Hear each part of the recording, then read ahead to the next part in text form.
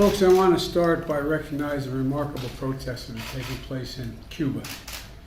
The Cuban people demanding their freedom from an authoritarian regime. And I don't think we've seen anything like this protest in a long, long time, if quite frankly ever. The United States stands firmly with the people of Cuba as they assert their universal rights, and we call on the government of Cuba to refrain from violence and their attempts to silence the voice of the people of Cuba. And we're also closely following the developments in Haiti in the wake of the horrific assassination of the president that recently took place.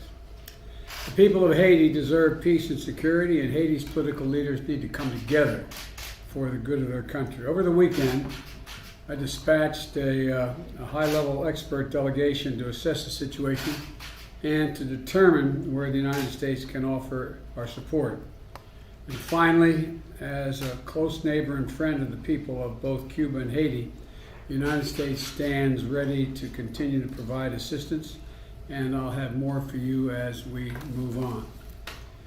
But the purpose of the meeting today is we've convened a group of law enforcement and other community leaders, including mayors of our cities.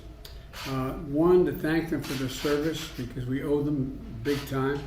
Second, hear directly from each of them about reducing violent crime, and particularly gun violence in their communities.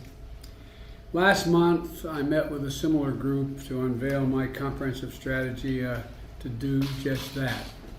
And it's been I guess I look at Attorney General. We've been at this a long time. A long time. Seems like most of my career I've been dealing with this issue. While there's no one-size-fits-all approach, we know there are some things that work, and the first of those that work is stemming the flow of firearms used to commit violent crimes. And you and I have talked about this, Mayor, before. And it includes cracking down on holding rogue gun dealers accountable for violating the federal law. It includes the Justice Department creating 5 new strike forces to crack down on illegal gun trafficking, and the Carters supplying weapons to cities of New York, from New York to the Bay Area.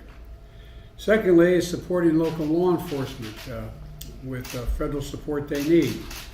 Our strategy provides including funding for law enforcement through the American Rescue Plan for states, cities, and to be able to hire police and pay them overtime in order to advance community policing. Third, our plan invests in community violence and intervention. What we want to do is, when we know we utilize trusted community members and encourage more community policing, we can intervene before the violence erupts. At least that's been the consensus in our experience. And community violence intervention programs have shown to reduce crime in some cities by up to 60%. Fourthly, our strategy to fund other vital services like mental health and substance abuse disorder programs, job training, and summer job programs. And this is going to help prevent crime and support young people to pick up a paycheck instead of a pistol.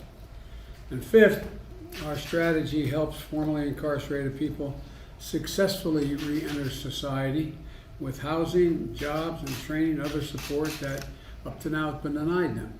Somebody gets out of jail right now after serving their time, they get a bus ticket and $25. They end up under the same bridge they left.